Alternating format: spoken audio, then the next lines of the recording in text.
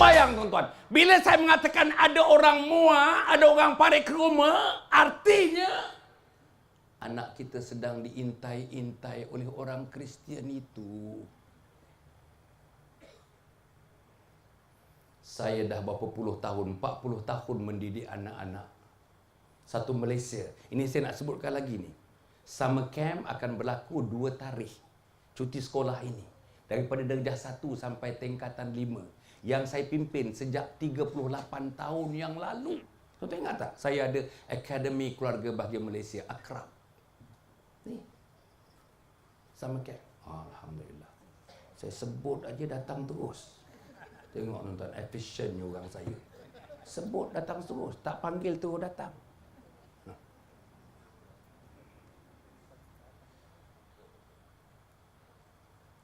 38 tahun saya didik anak tuan-tuan yang sekarang dah jadi ibu, dah jadi ayah. Termasuk orang macam Cik Yazid. Anak dia pun dah dekat tingkatan 1 dah. Darjah 4 ada, darjah 1 ada. 3 orang anak dia. Dah ikut satu masa dulu sebahagian mereka program-program saya. Program saya daripada dulu sampai sekarang namanya Summer Camp. Satu lagi tuan-tuan dan puan, untuk anak-anak tingkatan 3 sampailah kepada remaja umur 25 tahun. Syaratnya tidak berkahwin lagi. Namanya Camp Jati Diri Remaja. Yang ini 8 hari 7 malam. Lama tuan-tuan. Summer Camp 4 hari 3 malam. Tapi yang remaja ni 8 hari 7 malam. Tuan-tuan, kalau ada anak tak dengar cakap, anak tak hendak sembahyang, anak tak hendak pergi masjid, anak isap rokok, anak curi duit, anak tak balik rumah, yang perempuan pun tak balik, boyfriend siang malam pagi petang, SMS yang malam pagi petang, duit bapak pantang dipatang, baju tergantung, padang seluar tergantung, ada duit RM1 sapu, RM10 sapu. Kalau tuan-tuan ada anak yang macam itu, hantar namanya Camp Jati Diri Remaja. Saya sendiri terlibat secara langsung bina anak-anak ni 8 hari 7 malam. Berubah tuan-tuan, berubah. Tanya siapa yang dah ikut sama camp saya. Apa ubahnya? Kita didik akidah. Kita masukkan elemen kebesaran Allah Subhanahu wa taala, keesaan Allah Subhanahu wa taala supaya mereka mempunyai dinding akidah. Dia belajar ke Amerika pun mak bapak tak payah nak susah hati. Anak sudah ada dinding akidah. Saya belajar 7,5 tahun di Amerika Syarikat. Insya-Allah lah. Ayah saya, mak saya bagi tahu jangan susah hati. Mak dah yang dah bekalkan saya dinding akidah. Saudara. Apalagi saya bagi tahu anak-anak yang sama camp itu dinding syariah. Wahai anakku, anak sama camp, ada namanya wajib, ada namanya makruh, ada namanya sunat, ada namanya mubah, ada namanya haram. Saudara, anak kita main langgar aja.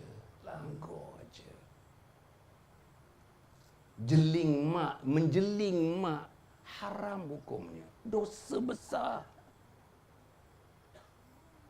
Anak kita bukan setakat menjeling lagi. Hina mak dia.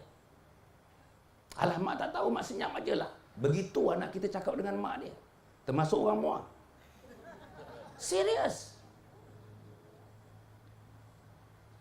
Mana ada anak kita salam-salam kita? Mana anak kita ada peluk-peluk kita? Mana ada anak kita cium-cium kita? Mana anak kita minta maaf dekat kita? Mana ada anak kita cakap terima kasih berulang-ulang kepada kita? Saudara, saya dah tulis 41 buah buku. Saya tak bawa malam ni buku-buku saya. 41 buku saya tulis. 41 buku saya tulis. Tentang anak-anak ada 9 tajuk. Tentang persekolahan anak-anak ada 6 tajuk. Macam mana nak skor A, macam mana nak skor sains, macam mana nak skor mathematics. Macam mana nak dapat motivasi belajar. Macam mana nak tertarik kepada sekolah, tertarik kepada guru, tertarik kepada kelas. Saya yakin ramai guru-guru di sini yang sekarang ini sukar mendidik anak-anak didiknya. Tak ada disiplin dalam kelas, tak ada disiplin dalam sekolah. Laki-laki atau perempuan. Dan saya didik anak-anak sama camp. Yang ketiga, akhlak.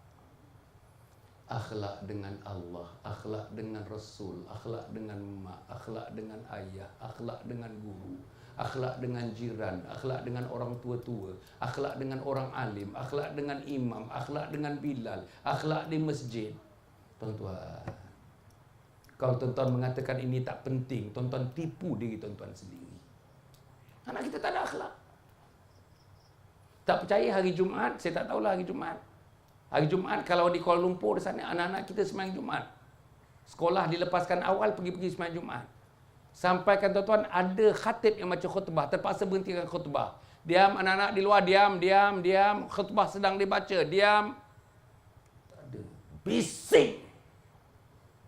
Tak tahu adat istiadat. Adat masjid tak tahu. Adat duduk dalam masjid tak tahu.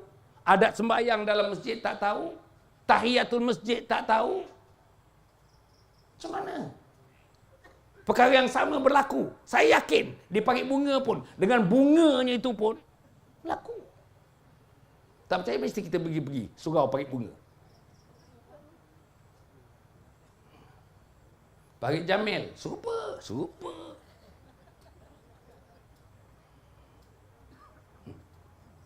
Parit Penyengat, lagilah.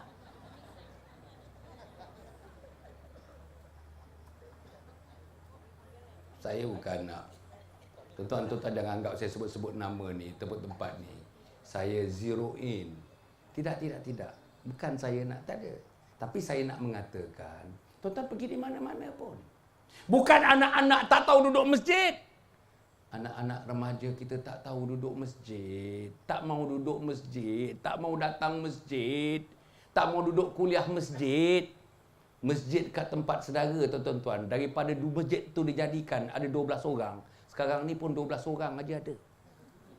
Bila ada kuliah daripada 12 orang tu, 2 saja mendengar, tuan-tuan dan puan, 10 orang bersandar dekat tiang. Tiang tidur, dia pun tidur. Betul. Saya memberi kuliah. Saya tahu sangat. Tapi biasanya kuliah saya agaknya pasal jarang-jarang. Penuh lah masjid, tuan-tuan ni. Mana-mana saya pergi tu biasanya penuh lah. Agaknya pasal jangan-jangan jumpa. Agaknya pasal orang pernah mendengar nama Hasan Ali. Itulah dia. Tapi apa yang saya nak sebut, tuan-tuan, ringkas cerita. Islam pudar. Islam susut. Islam surut. Islam tidak bermaya dalam diri, dalam keluarga, dalam masyarakat. Sebab ada orang-orang PAS macam Ustaz Idris inilah yang bekerjasama dengan DAP, dengan PKR, yang tidak mengambil perhatian kepada Islam, tak mau Islam, negara Islam jadi negara berkebajikan. Inilah orangnya yang mematikan semangat Islam dan terus mematikan semangat Islam. Setuju ke tak setuju? Setuju ke tak setuju? Saya suka kalau Syed Idris hadir kat sini. Dengarnya Mazlan Aziman pun sedang bercarah sekarang di Bali. Tapi tadi sehingga pukul 10 tadi dengarnya ada 11 orang aja. Mana orang nak dengar, tuan-tuan? Orang dah berfikir. Engkau bersekongkol dengan Lim Kit Siang, siapa nak dengar? Baik dengar syarahan Lim Kit Siang. Tuan-tuan dengar syarahan Lim Kit Siang sama inti dia dengan syarahan Idris Ahmad.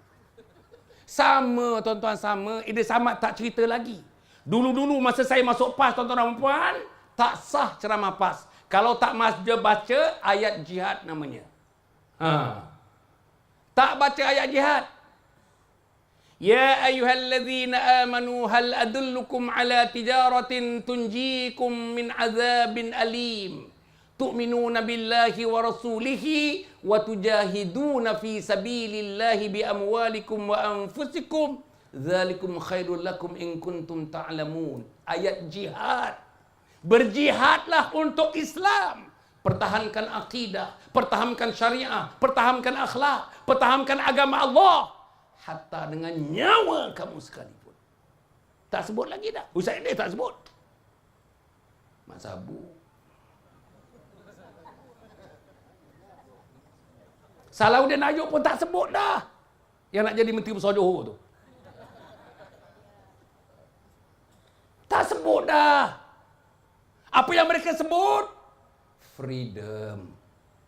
Apa yang mereka sebut? Human rights. Lim Guan Eng sebut human rights. Mak Sabu sebut human rights. Tak payah dengar Mak Sabu, dengar Lim Guan Eng aja. Anwar Ibrahim sebut human rights.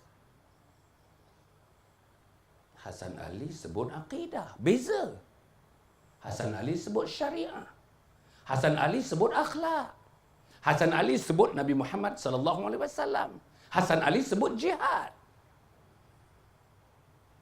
Hasan Ali nakkan ulama. Hasan Ali nak dipimpin oleh ulama. Hasan Ali nak kembalikan kepada PAS supaya dipimpin oleh ulama.